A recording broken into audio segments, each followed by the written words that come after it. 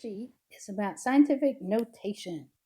And scientific notation, as you can see in the word, is used in a lot of your science classes as a way to write either very, very large numbers or very small numbers.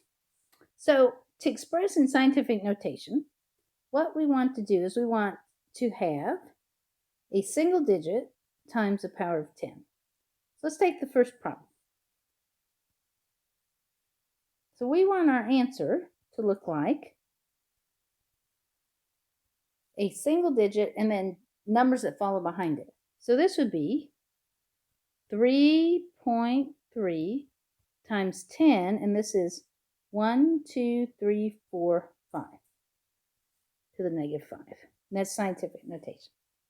If you take 50,000, okay, what we want is we want a decimal here.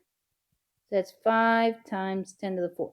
Notice if the original number is a decimal, the exponent is negative. If the original number is a large number, the exponent is positive. So here, 1, 2, 3, 4, 5 zeros. So 2 times 10 to the negative 6.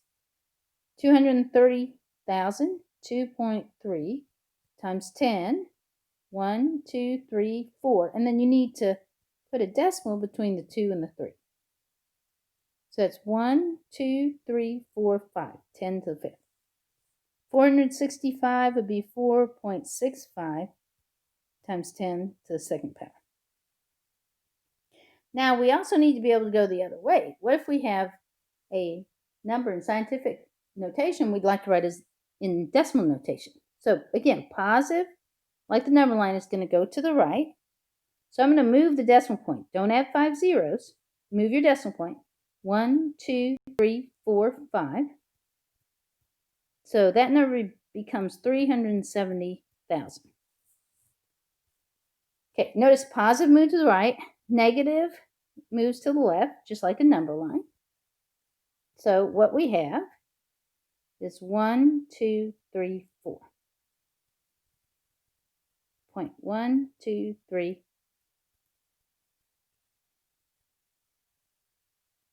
Okay, 6 times 10 to the 7 is 6. Your decimal's here.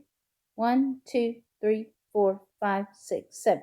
So notice here, when it was a whole number, we just added the 7 zeros. So let's see, that number is 60 million. 1.99 times 10 to the negative 3. We're going to go 1, 2, 3. That's going to be 0.00199. 1.7 times 10 to the negative 4. Again, move your decimal to the left.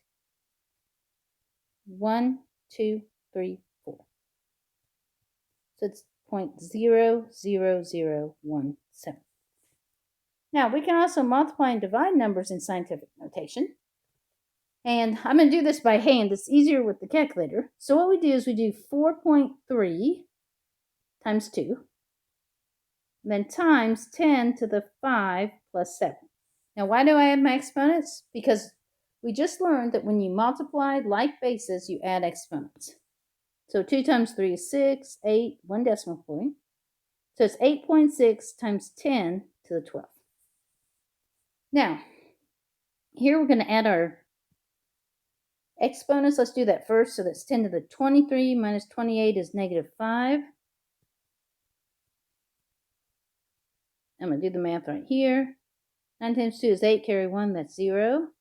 6 times 9 is 54. 2 decimal places. So if you notice, this is not scientific notation. So what I have to do is say this would be 5.418 times 10 to the 1 times 10 to the negative 5. So what I must do, and I'll write our answer in a different color so we can see this, is I'm going to add 1 plus negative 5 is negative 4.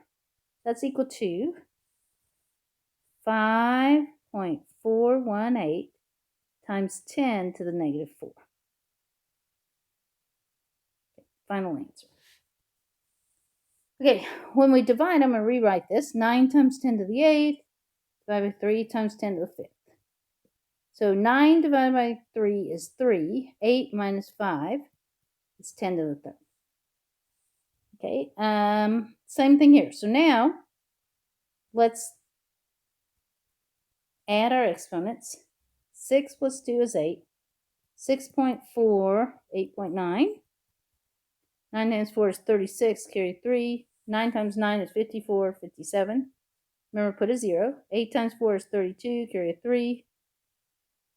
48, 49, 50, 51.